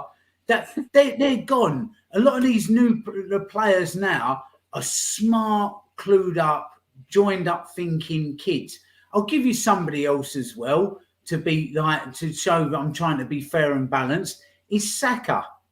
Saka is a very, very smart boy. Straight A's in all his A levels. He's a good kid. And he's a smart kid and he's a bright kid. And he's in a similar mould to Dier. But guess what, Rick? I don't want him to... He's not a university lecturer. He's not my kid's teacher. He's my club's defender. So he might be all those things, but he's just not pulling it up. I think he's a good squad player for us when somebody else is out, yes. But I think there's an upgrade that we can have with Eric Dier. And it pains me to say that because I like him. Because look, I always judge people like that. If my daughter brought him home as a date, both my girls have got very good lads, by the way. If he brought him home as a date, would I be happy? Yes, I would absolutely be delighted. But he's not, and he's not my kid's teacher, and he's not, as I said, he's not a lecturer. He's a defender. And is he good enough to be a defender to where we want to get to? No. And that is the horrible, hard realities of football, harsh realities. You have to let people go. If they're just not cutting the mustard, see you later. It's a cruel game, Rick. Yep. So, so it's as simple as that. Yep. Right, guys, we're going to try to talk about positive before we look ahead to Forest. I know it's hard. Listen, we've tried to be as fair balanced as we can on this show. Second half, look, we've already discussed the booing at half time. Part of that probably is down to the referee's performance as well. Robinson actually said post-match that in the end, you're coming to a top six side who got booed off at half time. They're always going to come at you, and I think we weathered that in the second half. For Spurs, there were no changes at the break. Spurs had that second half start well. Alisson making a couple of decent saves. Two actual glorious chances wasted by Spurs. First, Dier could only head straight at Alisson from Perisic's corner before Perisic flicked against the crossbar from Sessegnon's cutback. We had a couple of changes eventually. Kulusevski and Doherty replacing Sessegnon and Emerson. Spurs sticking with the 3-5-2. Perisic stepped up to be a wing-back and the Swede up front with Kane. And we got the instant impact we were all after from Kulusevski, starting with you, Russ, because he was on the field for a matter, and I've had it calculated in time now, 82 seconds. And look, Doherty playing it into Kulusevski, starting it to Kane, superbly into the bottom left-hand corner. I don't know about you, Russ. At that moment at 2-1, I thought, right, game on. We're going to get something from this game. Did you feel the same at that point, Russ? Absolutely. And don't forget Clement Longley with that free header over the bar. Yeah. Oh, I mean, what a chance. What a chance. That was an unbelievable chance. As soon as we got a goal back, I thought, a point, we'll take it, actually, after being so bad and being 2-0 down in the first half. We all know what happened in the first half. And I love watching Basuma and Bentancur really gel together in midfield. I love the cross-field balls. There was urgency about them. Perisic, incidentally, what a way he controls a football when it's pumped 40, 50 yards to him. I mean, a different player because he was out of position in the first half. I just felt that the momentum was with us. We had a couple of refereeing decisions we've discussed that didn't go our way. I do think there's a really good case for a penalty kick with the high Thiago kick on, Bentancur. I'm sure it clipped his nose. But, it's Tottenham and VAR and referees aren't always kind to us. Not that is an act of kindness. I think that was a penalty, but that's my opinion. And I really did think, we're probably going to leave it late, last 5 minutes or something. And we kept pushing and we kept pushing. And then Liverpool did a little bit of keep ball, which is annoying. And it just wasn't to be today. But hand on heart, if I'm honest with you, I'd have taken the late winner at Marseille all day long. Over one today. It's so important for the club. That's once again. I agree. I, same as you, Russ. When Longley headed over, and listen, as much as today hurts, but had we gone out of that Champions League group, I think that would have been a really, really hard thing to get over with the nature of who we drawed, how we drawed those teams. So, look, today I'm not making any excuse. It's still disappointing to drop 2 points against a Liverpool side that have been, if we're being honest, really, really poor domestically all season. I think we should be disappointed, but the performance overall, it's hard to be disappointed when you do know every player in that second half has given her everything. I think we all keep saying, why can't we see that in the first 45? And that's for Conte, that's for the team to address. Jamie, just want to get your thoughts on Kulusevski being back in action and how important that is for us now and what we've got ahead. Obviously, Leeds to come, Forest to come. Really important Jamie's having back now before the World Cup. Hugely important. He's our most creative player. The start of the season, he was just on fire, and we've really missed him over the last few weeks. He's not even fully 100% fit. That's why he was only given 30 minutes today. But when he came on, he changed the game. played a lovely ball through for Harry. You know, it was at the heart of everything. Remember, Sweden didn't qualify for the World Cup, so he's not going to be playing football for the next couple of months either. So hopefully he hits the ground running come Boxing Day against Brentford, and we're going to see a brilliant Decky for the rest of the season. Sonny back as well, Richarlison back to fitness. I thought the second half was really exciting. You know, people are saying we've been, terrible to watch at times this season. We have at times. I thought we were brilliant to watch in the second half, and we created so many opportunities. And it was just one of those games when it just seemed like there was some cellophane over the Liverpool goal, and we just couldn't seem to get that second goal. But far many more positives from today's match than Cracker said at the start than there were from the Bournemouth game.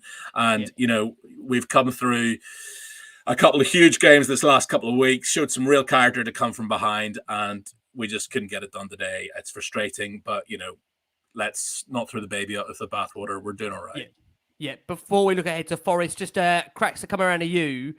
Look, that yellow card for Conte, Stellini gave Robertson a new ball when the ball goes off for a throw-in. And Conte obviously walked into the Liverpool technical area. He snapped the ball away from the red staff holding the ball. I mean, it all seems very trivial, Cracks. A booking for that. I mean, the guy, passioned by Spurs scoring.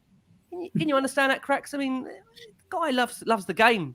Celebrates. I just think, is that really a booking? Rick, we don't do much swearing on this show, only when it's necessary. What a load of old bullshit that was.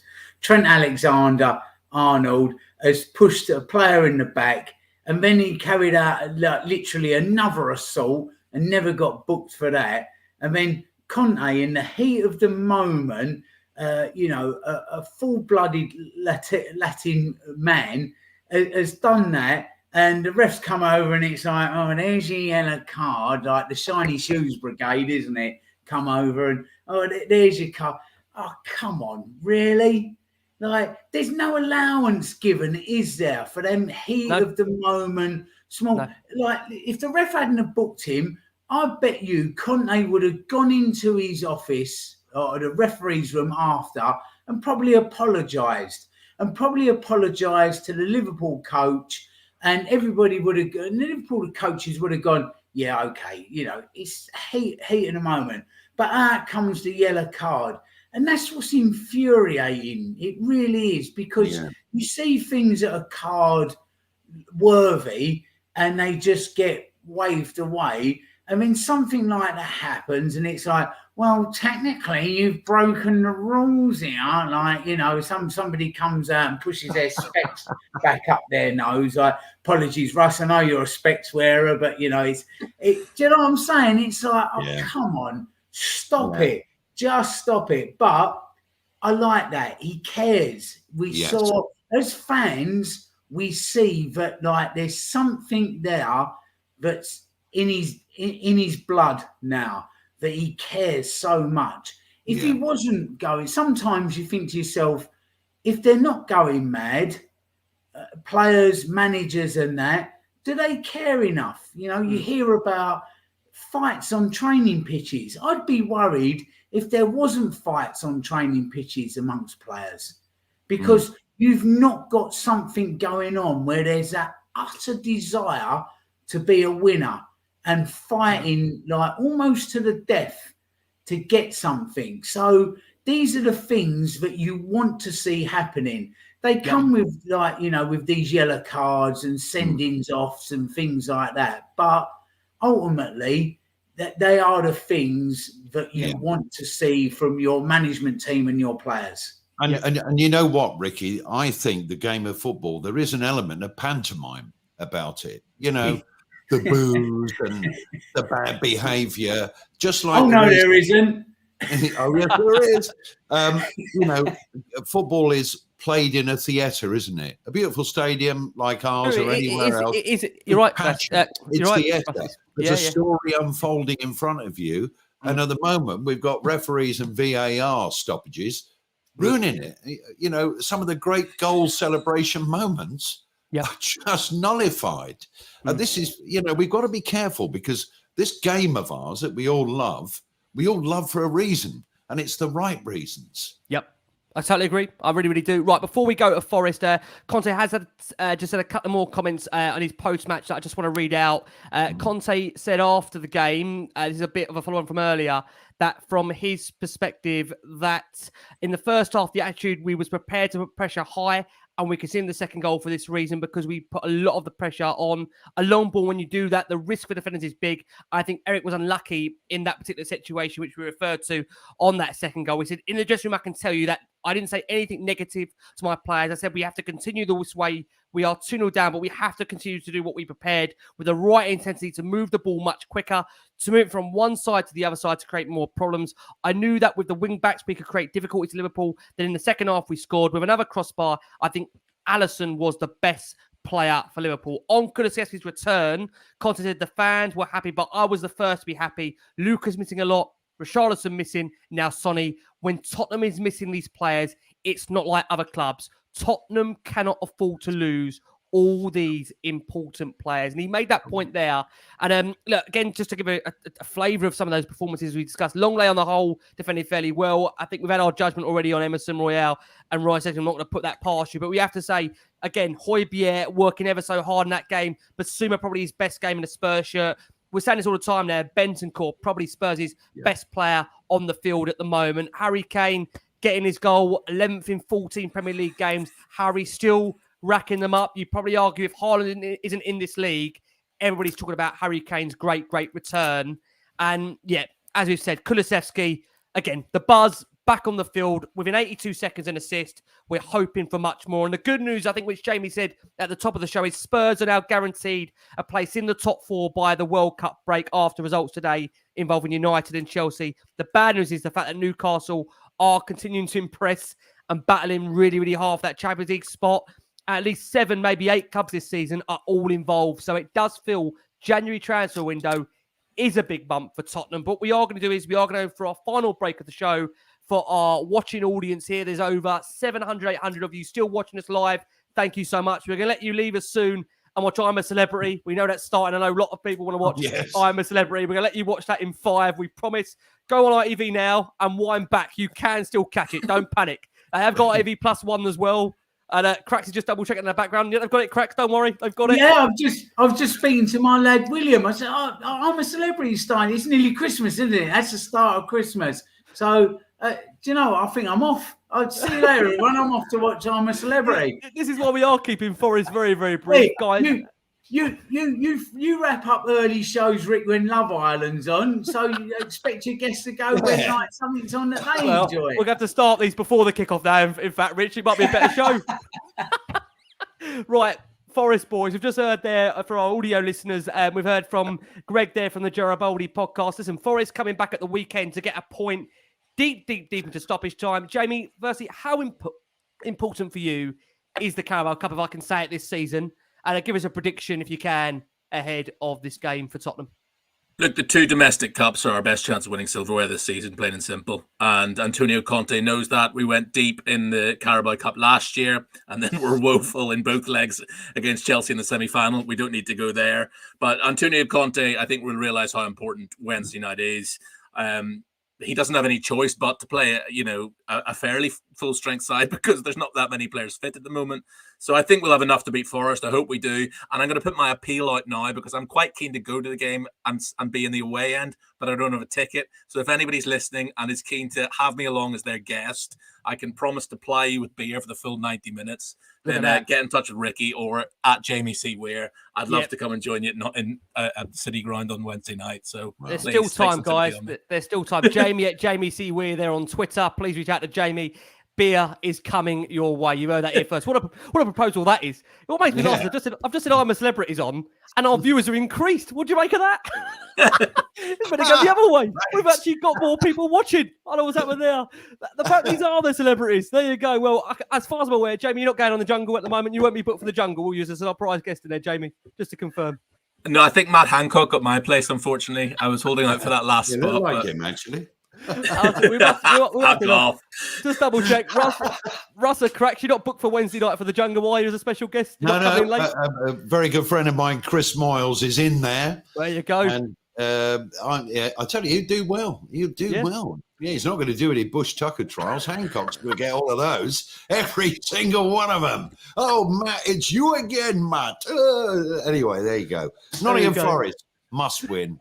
Oh, Carabao Rick, what Cup. an easy ride they're going to have in the jungle this year. Everybody but Matt Hancock, because no one's doing the try exactly. except him, are they? And they must have been delighted when they saw he was going in. They must have been delighted. Like there's not enough cockroaches in that jungle already. They put Matt Hancock in there.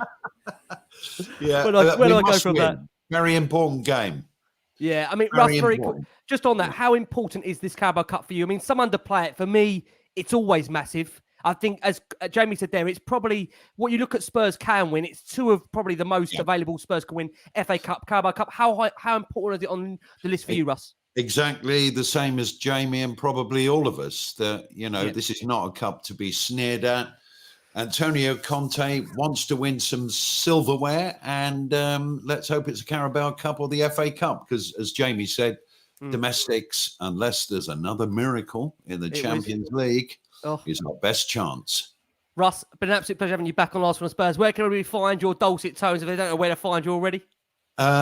Nation Radio, 10 o'clock in the morning, online, smart speaker, DAB, FM, and sign James Maddison, Mr. Levy. There you go. There you go. And I was getting battered in the summer for that. Sign James Maddison. You read it from the wonderful Russ Williams. If Russ says it, go Thanks on. for having me, Ricky. Thank you, everyone, for watching. Been a pleasure. Like I say, thank you so much for all your support. Cracks, to come over to you. We know you're back on with me tomorrow. Although I don't know if you feel like it now for that Champions League reaction draw. When we iron this week out, it looks so positive, but it's Spurs, so you never know what could happen. So I am seeing you, Cracks, more than my wife right now, which probably she might be happy about. Cool. Let me ask you, how many Arsenal podcasts are doing a show tomorrow night on the Champions League draw? As far as I'm aware, 0. Right, there you go. So I've got no regrets being on tomorrow night talking about Tottenham being in the last 16 of Europe's biggest and best and hardest competition.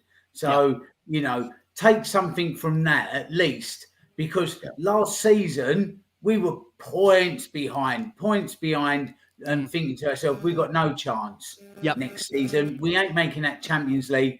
Now we're in the last 16. So, it's that says everything about Antonio Conte. And what Jamie said about the League Cup, we've got to take that serious, because we're starving.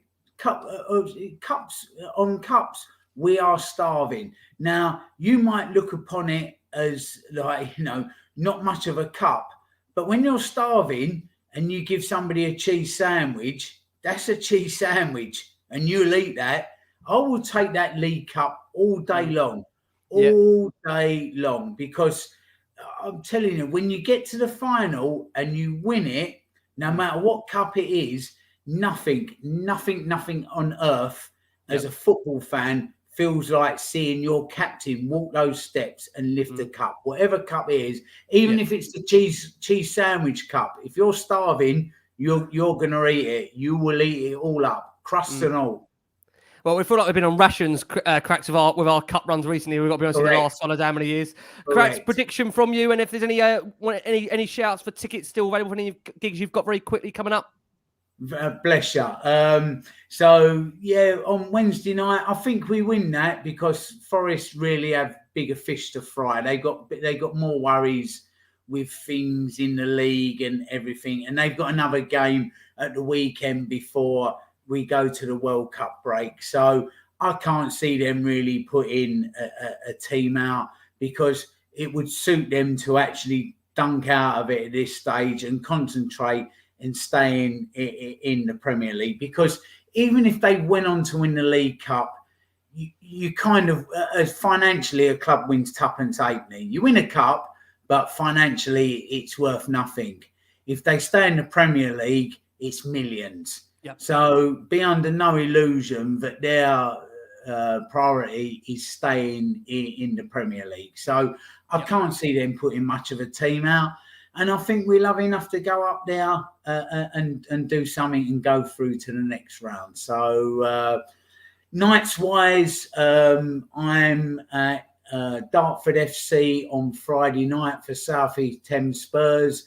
with Ledley King, who's always a fantastic night, and sell out there. I think there might be the odd return ticket that's coming in. So, but look, these nights, it's tough times at the moment. It's been tough selling tickets for these nights, but nearly all of them are raising money for different fronts: prostate cancer, the Justin Edinburgh Free Foundation, and that. So they do good work. You get to come and meet your heroes and raise some money for some charities that need money. So if you see one going on and you've got a couple of quid to be able to come along, you get some good value for money out of them. So yeah, next Friday at Dartford FC.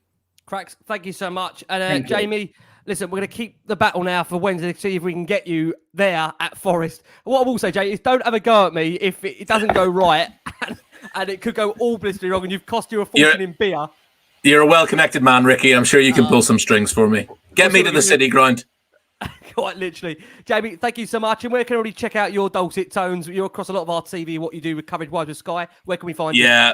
Oh, you know where to find my ugly mug on Sky Sports News. Apologies when I pop up. But yeah, that's where to find me. It's going to be a weird next few weeks because obviously, the bread and butter is interviewing Premier League managers from, Monday to Friday. And there's not going to be any Premier League football to cover. So it's going to be a bit of a strange few weeks. But I'm sure you'll see my ugly mug and hear my voice plenty nonetheless. Looking forward to having you interviewing Conte many times about all these January signings, Jamie.